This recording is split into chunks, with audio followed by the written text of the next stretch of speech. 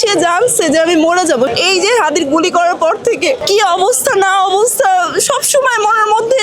হাদির মতো এরকম হাদি আর আসবে না, কিন্তু আমরা চাই যারা আছে বর্তমানে ওদের যেন প্রোটেকশনটা দেয়, যাতে দেশটা যাতে নষ্ট না হয়, ধ্বংস না হয়।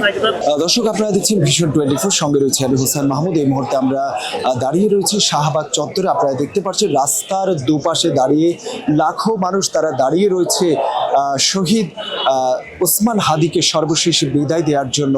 অশ্রুসিক্ত অনেকে কিন্তু কথা বলতে চোখের পানি ছেড়ে দিচ্ছেন। আসলে সেই বীর যাকে বিদায় দেওয়ার জন্য কিন্তু প্রায় 2 থেকে 3 ঘন্টা পর্যন্ত রাস্তার উপরে দাঁড়িয়ে রয়েছে অসংখ্য মানুষ।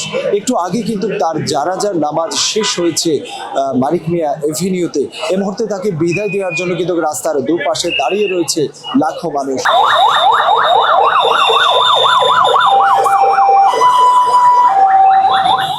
আমরা বিদ্রোহী কবিতাটা পড়ছি, আমরা যখন বিদ্রোহী কবিতাটা পড়ছি আমরা এটা ওইভাবে ফিল করতে পারি না কবিতাটা কি বুঝাইতে চাইছে। যখন আমরা হাদির মুখে কবিতাটার আবৃত্তি শুনছি তখন আমরা ওইটার অ্যাকচুয়াল মিনিংটা বুঝতে পারছি, তখন আমরা বুঝছি মানে বিদ্রোহী কবিতাটা অ্যাকচুয়ালি কি বুঝাইতে চাইছে। আমরা অনেক হাদি পাবো, কিন্তু ওর যে সত্য কথা বলার প্রবণতা, এই জিনিসটা আমরা কোথায় পাবো? এই জিনিসটা তো আমরা পাবো না। সত্যকে মুখের ওপর যেভাবে বলতে পারতো সেটাকে আমরা পাবো? আমরা আজকে রাস্তায় আসছি, কালকে কি আমরা রাস্তায় আসতে পারবো? এই সাহসটা কি আমাদের ভিতরে আছে আদৌ?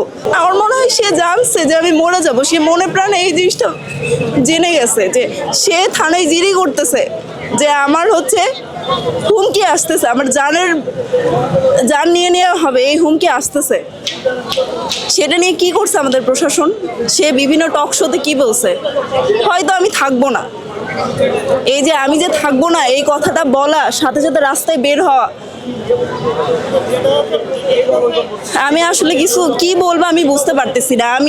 আমার ফাইনাল পরীক্ষা চলতেছে সেকেন্ড ইয়ারের, কালকে আমার পরীক্ষা। আমি কোনোভাবে থাকতে পারলাম না বাসায়, বই নিয়ে বসলেই ভিতরে এই যে হাদির গুলি করার পর থেকে ওর কি অবস্থা না অবস্থা সব সময় মনের মধ্যে।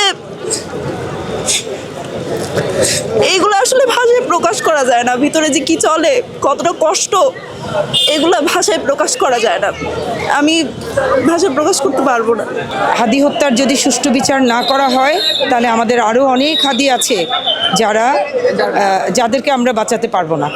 একজন ওসমান হাদিকে আমরা হারিয়েছি, লক্ষ লক্ষ ওসমান হাদি আজকে বাংলাদেশে তৈরি হয়েছে।